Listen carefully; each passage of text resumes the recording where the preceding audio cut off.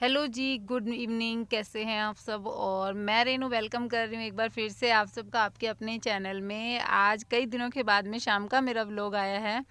काफ़ी दिनों से सोच रही थी मैं शाम को भी व्लॉग अपलोड करूं, क्योंकि वो वाला चैनल है वो भी छोड़ रखा है और इस वाले चैनल के लिए आज व्लॉग तैयार था और मुझे आप लोगों के साथ में कोई अपडेट शेयर करनी थी। तो मैंने सोचा मैं ये वीडियो जो है ये आज लेकर आती हूँ शाम को।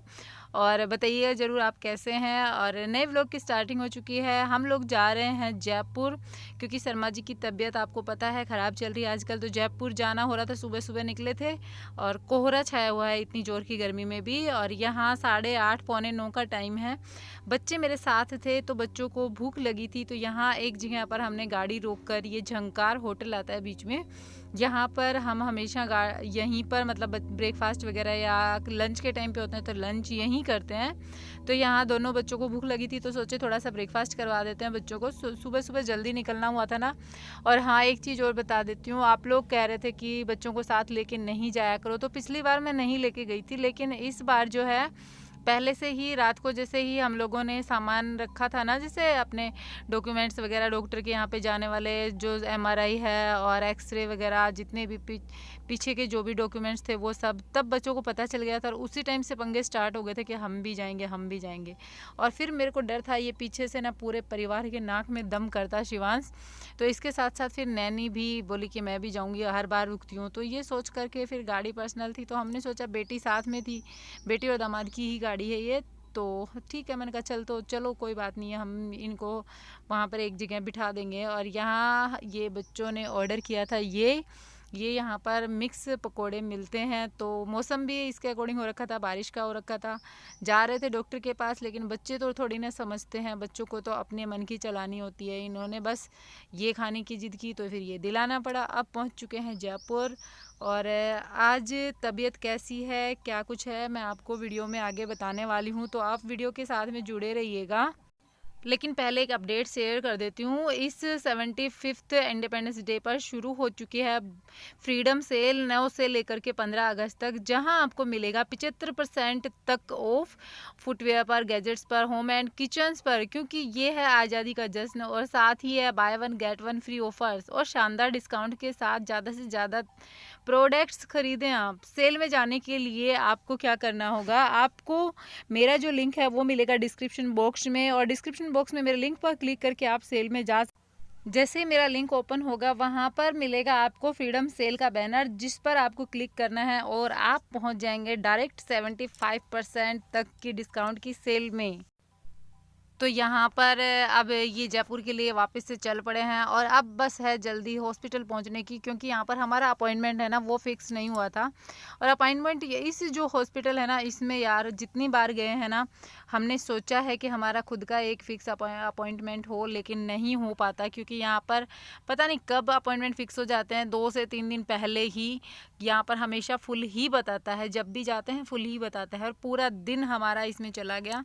और अब बता देती हूँ शर्मा जी की तबीयत के बारे में। और इस टाइम तक हम निकल लिए थे वापस, रात के 9 बज रहे हैं। आप देखिएगा सामने हम रास्ते में हैं और गाड़ी भी ख़राब हुई थी चलते टाइम। कल वापस आए ना तो रास्ते में गाड़ी ख़राब हो गई थी, तो ये वापस आ रहे हैं, उसी टाइम की क्लिप है। और एक चीज़ और, हाँ, मैं आप लोगों के साथ में क्या शेयर कर रही थी, शर्मा जी की तबीयत।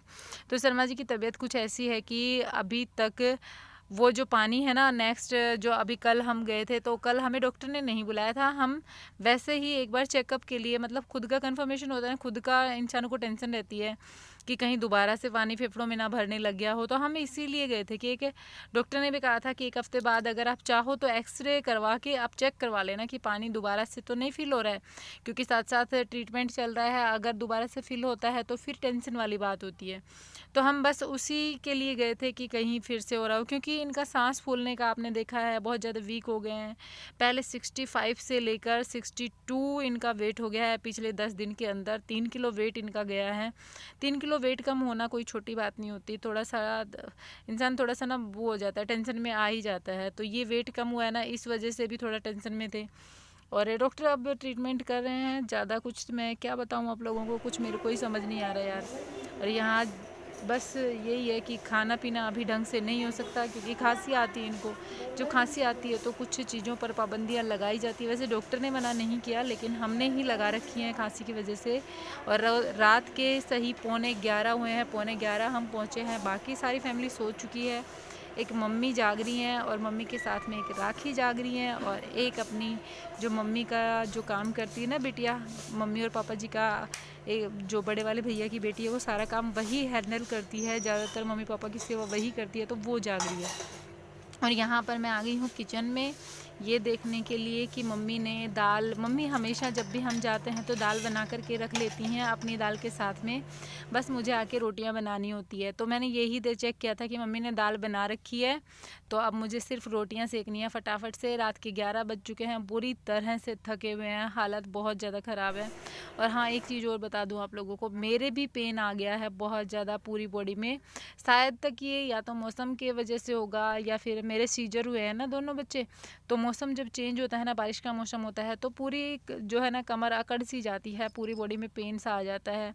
और यहाँ पर ज़्यादा हो रहा है क्योंकि यहाँ पर आजकल बहुत ज़्यादा काम भी हो रहा है ना मेरे को, इसलिए हो रहा होगा। और पता भी नहीं यार, नेक्स्ट टाइम जब जब अगर रेगुलर रहता है तो नेक्स्ट टाइम जब मैं जाऊँगी डॉक्टर के पास इनको लेकर के, तब मैं खुद का भी चेक करवाऊँगी।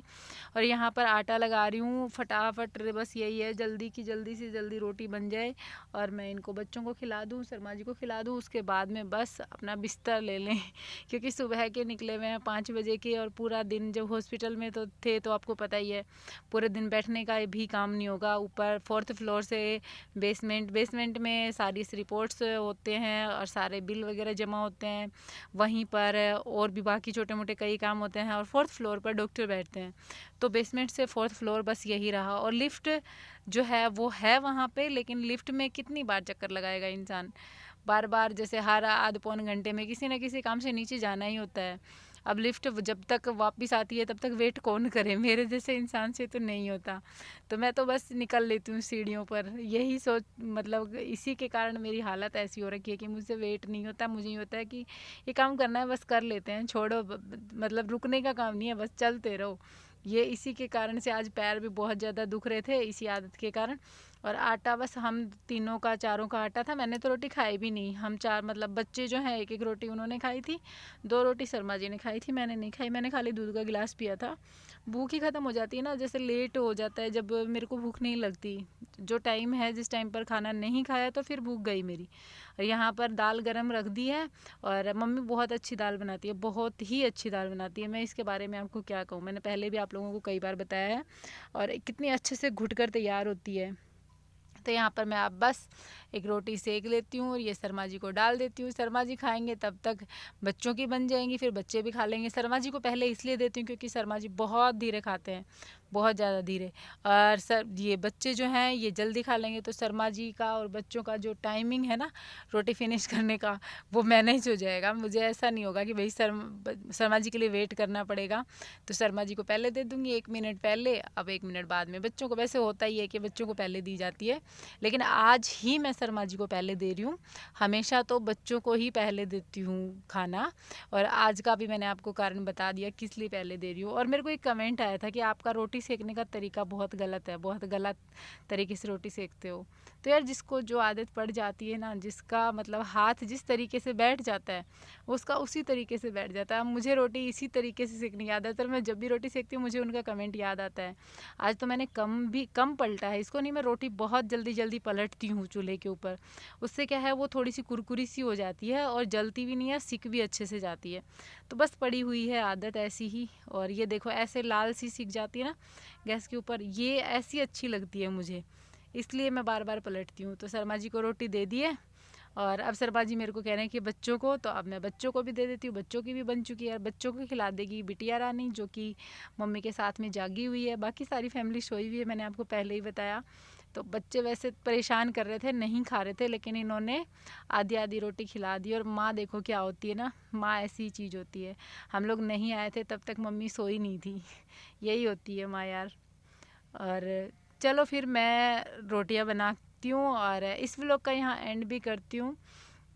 और हम मिलेंगे एक नए वीडियो के साथ में बहुत जल्द। और हाँ, ये वाला कुर्ता मैं आज आप लोगों ने देखा ना, ये इसी के तो मैंने पिछले ब्लॉग में आपने देखा होगा, मैंने फिटिंग लगवाई थी, वही कुर्ता डाल करके चली। क्योंकि ना मेरे पास आप लोगों ने देखा होगा मैंने बहुत कम जैसे कुर्ते वगैरह हैं, जो हैं वो अभी क्या बोलते हैं, कुछ तो स्टिच नहीं है, कुछ के फिटिंग नहीं है। अब ये 2 की तो मैंने फिटिंग लगा ली थी, खुद से लगा करके लेके आई थी, तो इसी में से मैंने सोचा ये डाल के चलते हैं। तो चलिए फिर अब इस ब्लॉग का एंड भी कर देते हैं, और मैं मिलूँगी आप लोगों से कल दोपहर में 1 बजे एक नए वीडियो के साथ में। तब तक के लिए bye bye, take care, thanks for watching.